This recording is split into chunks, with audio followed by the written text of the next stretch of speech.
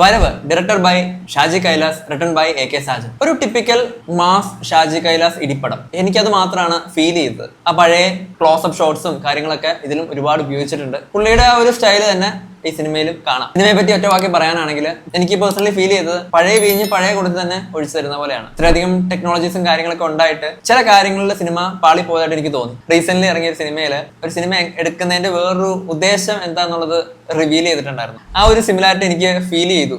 അതിനു വേണ്ടിയാണോ ഈ സിനിമ എടുത്തതെന്നുള്ളത്. ഒരുപാട് ആർട്ടിസ്റ്റുകൾ ഇതിനകത്ത് ഉണ്ട്. ഇപ്പൊ പറയുവാണെങ്കിൽ ജോജു ജോർജ്, മുരളി ഗോപി, സാനി അയ്യപ്പൻ, അർജുൻ അശോകൻ, അശ്വിൻ കുമാർ, സുകന്യ, കോട്ടയം രമേശ്, അഭിമന്യു, ഷമ്മി തിലകൻ, ബാബുരാജ്, വാണി വിശ്വനാഥ്, അസീസ് നെടുമങ്ങാട്, ബൈജു സന്തോഷ്, ശ്രീജിത്ത് രവി, ദീപക്, ബോബി കുര്യൻ, ബിജു പപ്പൻ, ബാലാജി ശർമ്മ, അങ്ങനെ ഒരു വലിയൊരു താരനിര ഈ സിനിമയ്ക്കുണ്ട്. ആകെ പറയാനുള്ളത് ഫൈറ്റ് സീക്വൻസ് കുഴപ്പമില്ല. ഒരുപാട് സ്റ്റൺ മാസ്റ്റേഴ്സ് ഇതിനകത്ത് വർക്ക് ചെയ്ത്. എനിക്ക് തോന്നുന്നത് ഈ ഇത്രയും താരങ്ങളെക്കാൾ കൂടുതൽ സ്റ്റൺ മാസ്റ്റേഴ്സ് ഈ സിനിമയിൽ വർക്ക് ചെയ്തിട്ടുണ്ട്. ഞാൻ ഈ പറഞ്ഞില്ല, ഇത്രയധികം ആർട്ടിസ്റ്റുകൾ ഈ സിനിമയിൽ ഉണ്ടായിട്ട് ആ ഒരു ക്യാരക്ടേഴ്സിനോ അല്ലെങ്കിൽ ആ ഒരു ആർട്ടിസ്റ്റിനോ വേണ്ടത്ര ഒരു ഡെപ്തോ വെയിറ്റോ കൊടുക്കാൻ പറ്റിയിട്ടില്ല. ചില ക്യാരക്ടേഴ്സ് ആ ഒരു സ്റ്റോറിയിൽ ആ ഒരു ടൈമിൽ ആവശ്യം ഉണ്ടായിരുന്നോ എന്നുള്ളതാണ് എനിക്ക് തോന്നിയത്.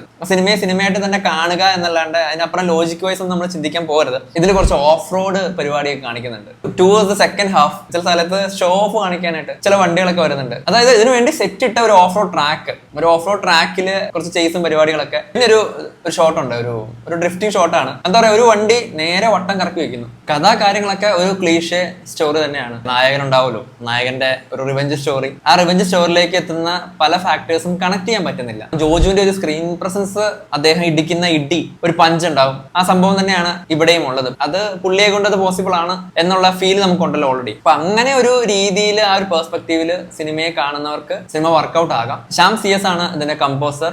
സൗണ്ട് ആണെങ്കിലും ചില സ്ഥലത്ത് ബാക്ക്ഗ്രൗണ്ട് ഒന്നും കുഴപ്പമില്ല, സൗണ്ടിങ് കാര്യങ്ങളൊക്കെ. ചില സ്ഥലത്ത് ചില പാട്ടുകളൊക്കെ അത്ര കൺവിൻസിംഗ് ആയിട്ട് തോന്നിയില്ല. ട്രെയിലറിൽ നമ്മൾ കണ്ടിരിക്കുന്ന ഫൈറ്റ് സീക്വൻസ് അതൊക്കെ തന്നെയാണ് സിനിമയിലെ ഹൈലൈറ്റ് പാട്ട് എന്നുള്ളത്. അതർ ദാൻ ദാറ്റ് കുറച്ച് ഡ്രോൺ ഷോട്ട്സും കൊള്ളായിരുന്നു. സോ ഓവറോൾ സിനിമ ഒരു ആവറേജ് പടമായിട്ടാണ് എനിക്ക് ഫീൽ ചെയ്തത്. അല്ലാണ്ട് അതിനപ്പുറം ഈ സിനിമ ഉണ്ട് എന്ന് എനിക്ക് തോന്നിയിട്ടില്ല. എല്ലാം കൂടെയും ഒരു അൽക്കുലത്തെ പരിപാടി.